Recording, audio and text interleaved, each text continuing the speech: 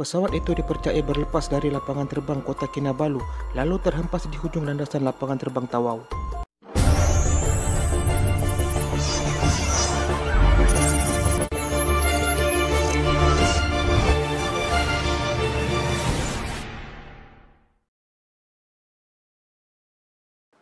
Pesawat Fokker 50 yang terhempas ketika cuba mendarat di lapangan terbang Tawau pada September 1995 adalah tragedi kedua membabitkan syarikat penerbangan negara penerbangan Malaysia sepanjang penubuhannya.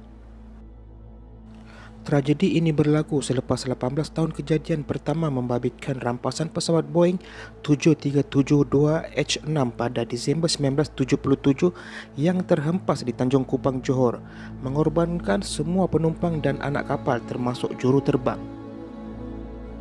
Dalam tragedi tersebut, ia telah meragut 34 nyawa dan mencederakan 9 orang mangsa di darat semasa melakukan pendaratan. Pesawat ini telah dilaporkan terbabas dari landasan sebelum merempuh kawasan perumahan berdekatan. Punca kejadian adalah daripada kecuaian pilot untuk mematuhi SOP penerbangan. Menurut saksi kejadian, dia terpinga-pinga dan terpaku seketika melihat pesawat mendarat betul-betul di hadapan rumah dengan keadaan terputus dua, manakala sebelah sayapnya menghala ke atas dengan satu lagi berkecai dihimpit badan pesawat. Pada masa itu, beliau bersama orang kampung hanya mampu melihat dari jauh kerana takut pesawat itu meletup. Lebih-lebih lagi, beliau nampak api semakin marak dan terhidu bau minyak tanah yang mungkin berpunca daripada enjin kapal terbang. Hingga sekarang, beliau masih ingat dengan jelas jumlah mangsa yang maut iaitu 34 orang, termasuk juru terbang dan pembantunya. 19 orang lagi terselamat, katanya. Arshad berkata, dia juga masih ingat seorang penumpang lelaki berusia 20-an yang sempat keluar menyelamatkan diri tetapi terkorban apabila masuk semula ke badan pesawat yang terbakar untuk menyelamatkan neneknya. Letupan amat dahsyat hingga menggegarkan bandar Tawau. Sejurus letupan itu, rumah penduduk kampung berhampiran kapal itu terhempas, turut disambar api dan ia merebak dengan cepat hingga hampir keseluruhan kediaman di kampung Seri Menanti itu terbakar. Namun, penduduk sempat menyelamatkan diri dan hanya beberapa orang cedera terkena api dan seorang lagi meninggal dunia akibat terkejut kerana sakit jantung. Seorang lagi penduduk, Nurhaila Muhammad Hanis, berkata dia menerima rawatan selama 45 hari di Hospital Queen Elizabeth di Kota Kinabalu apabila tubuhnya melecur disambar api akibat terjadi hitam itu. Mengimbau tragedi itu, beliau berkata dia baru keluar untuk membawa anaknya ke klinik. Namun, tiba-tiba terdengar letupan kuat disusuli suasana hinggar-bingar. Tidak lama selepas itu, banyak rumah penduduk terbakar, termasuk rumah saya.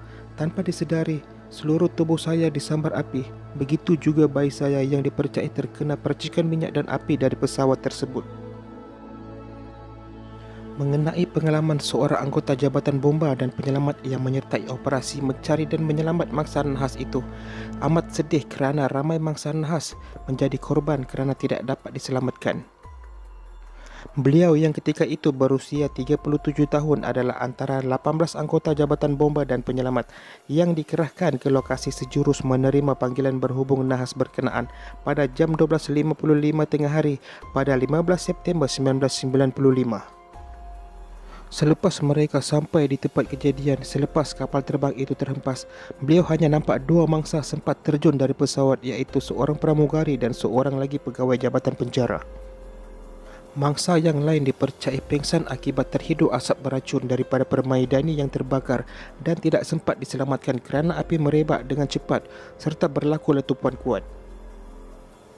Pesawat terbabit dikatakan tersasar ketika mahu mendarat di lapangan terbang Lama Tawau sebelum terhempas di tapak stor Jabatan Kerja Raya di Kampung Seri Menanti, kira-kira 500 meter dari hujung landasan lapangan terbang berkenaan. Tambahnya lagi, jumlah mangsa yang selamat mungkin lebih ramai jika tidak berlaku kebakaran terutama yang membabitkan bahan menghasilkan asap beracun seperti permaidani. Pihak mereka mengambil masa hingga lewat petang untuk mengawal dan memadam kebakaran. Bagi beliau, ia adalah operasi paling mencabar dan menyedihkan yang pernah beliau lalui selama 40 tahun menjadi anggota bomba. Beliau berkata, walaupun tragedi itu sudah lama berlalu, Ia sukar dilupakan, terutama kerana ramai mangsa terkorban. Selain ia adalah operasi penyelamat pertama membabitkan pesawat penumpang yang disertainya selama menjadi anggota Bombas sejak tahun 1975.